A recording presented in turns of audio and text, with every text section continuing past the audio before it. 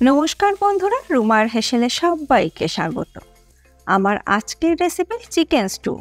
দাঁড়ান, chicken stew শুনে চলে যাবেন না। জানি অনেকেই কলকাতার চিকেন স্টু ভীষণ প্রিয়, আবার অনেকের কাছে এই ধরুন না আমার ছেলে বলবে বিশুদ্ধ পানীয়।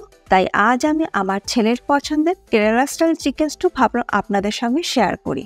আমি শিওর যে এরপর থেকে আপনারাও চিকেন স্টুর প্রেমে পড়ে যাবেন। কেরালা স্টাইল চিকেন স্টু বানানোর জন্য কড়াইতে দিয়ে দেবো ভেজিটেবল অয়েল 2 টেবিল স্পুন। তেল গরম হয়ে গেলে দিয়ে দেবো কিছু গোটা গরম মশলা ফোড়নে, 2টো ছোট এলাচ, 3টি লবঙ্গ, 1 টুকরো দারচিনি। 30 থেকে 40 সেকেন্ড ফোড়নটাকে ভেজে নেবার পর এর মধ্যে দিয়ে দেবো 1 ইঞ্চি আদাকে জুলিয়ান কাট করে নিয়েছি, দিয়ে দিলাম। আর দেবো 4টে চেরা কাঁচা লঙ্কা। কলকাতা স্টাইল চিকেন স্টুর মতন এই চিকেন স্টু বানাতে কিন্তু খুব বেশি সময় লাগে না, খুব চটজলদি তৈরি হয়ে যায়। মিডিয়াম ফ্লেমে 1 মিনিট একটু ভেজে নেব।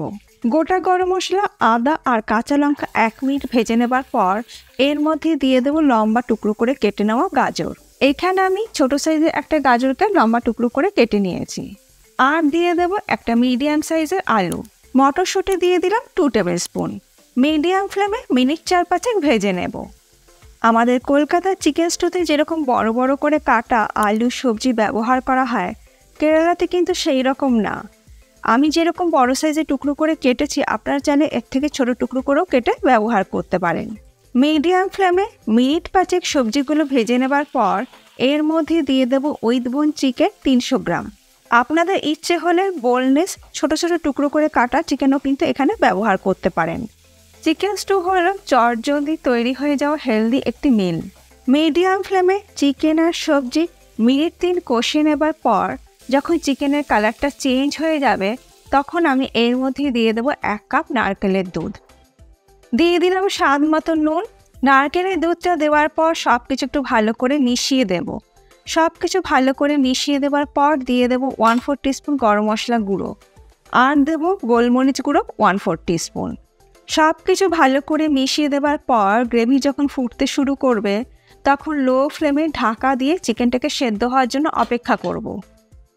লো ফ্লেমে মিনিট 10 রান্না করে নেবার পর এবার দেখে নিচ্ছি সবজি আর চিকেন এরকম সেদ্ধ হয়েছে।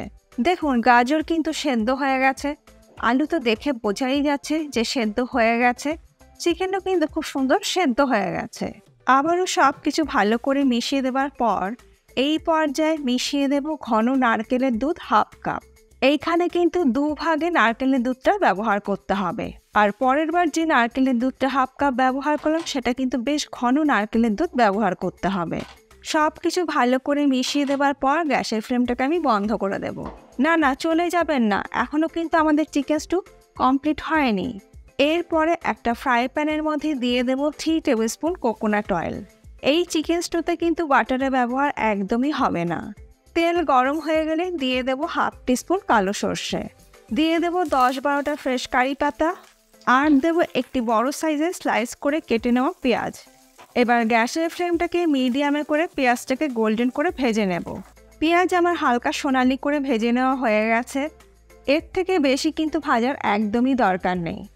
পেঁয়াজটাকে হালকা সোনালি করে ভেজে নেওয়ার পর এটাকে আমি ঢেলে দেব চিকেন স্টুর মধ্যে। ভালো করে মিশিয়ে নিলেই তৈরি হয়ে যাবে আমাদের কেরালা স্টাইল চিকেন স্টু। এবার এটাকে ঢাকা দিয়ে 2 মিনিট স্ট্যান্ডিং টাইমে রেখে তারপর গরম গরম আমি Kerala style chicken stew serve করব। আজকে এই ভিন্ন স্বাদের চিকেন স্টু রেসিপি আপনাদের কেমন লাগলো অবশ্যই জানাবেন। ভালো লাগলে সবার সাথে একটু শেয়ারও করে নেবেন। আর এই চিকেন স্টু কিন্তু বানিয়ে আপনি ভাতের সাথেও খেতে পারবেন, সেটাও কিন্তু খেতে ভীষণই ভালো লাগবে।